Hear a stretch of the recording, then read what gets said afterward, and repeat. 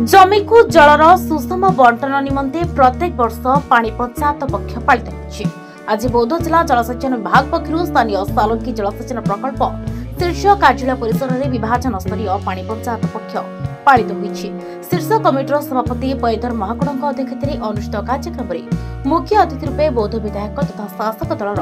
मुख्य सचेतक सरोज कुमार प्रधान जोग देथिबा बेले सम्मानित अतिथि रूपे बौद्ध ब्लॉक अध्यक्ष प्रदेशी प्रतिष्ठित जिला परिषद सभ्य विश्वजित मिश्र हरभंगा ब्लॉक वीडियो सरस्वती जलसेचन विभाग निर्वाही जंत्री नरेश पारिक प्रमुख जोगदे जलर सुषम बंटन उपर मत उपस्थापन करथिले। यह अवसर में मुख्य अतिथि गुरुजीमुंडा डैम प्रोजेक्ट संपर्क में मत उपस्थापन करथिबा बेले दीर्घ दिन है पानी पंचायत गुड़िक गठन होनथिबारु तीव्र असंतोष प्रकाश पाइथिला। यह अवसर में विभिन्न कृति छात्र छात्री अतिथि माने पुरस्कार प्रदान करथिले। सेपरि बौद्ध जिला बृहत उठा जलसेचन प्रकल्प व पार्वती गिरी मेगा प्रकल्प विभाजन पक्षर पानी पंचायत पक्ष पालन करा मुख्य अतिथि रूपे बौद्ध विधायक सरोज कुमार प्रधान जोग दे आगामी दिन में बृहत उठा जलसेचन प्रकल्प जिलार विभिन्न अंचल चाषी वरदान साजिब बोली मत प्रकाश करथिले।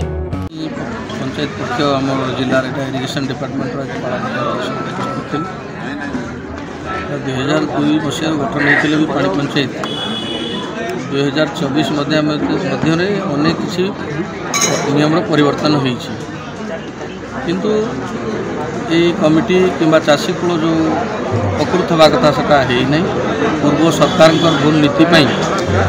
आज यही पानी पंचायत संस्था शिथिल हो रही। आगामी दिन में यहाँ पुनरुद्धार हो नियम परिवर्तन हो समस्त चाषी सामिल हेबे एवं जो उद्देश्य पानी पंचायत गठन कराई से उद्देश्य केमती पूरण हम और से बहुत जिला केमती उपकृत हो से व्यवस्था करवा आमर डबल इंजिन सरकार करेंगे। से माननीय मुख्यमंत्री श्री डॉक्टर मोहन माझी जेहेतु से इरिगेशन डिपार्टमेंट दायित्व अच्छा आम सागरे आलोचना करूँ एवं तुरंत जमी इलेक्शन हम सब पानी पंचायत गुड़ाक कार्यक्रम हम से आमर जो जो डिपार्टमेंट अच्छी इरिगेशन माइनर इरिगेशन द्वारा से गुड़ाक गति पुनरुद्धार हम व्यवस्था तेरे एभली किसी गुरुत्वपूर्ण खबर देखा चाहती आम चैनल को लाइक सब्सक्राइब और शेयर करें।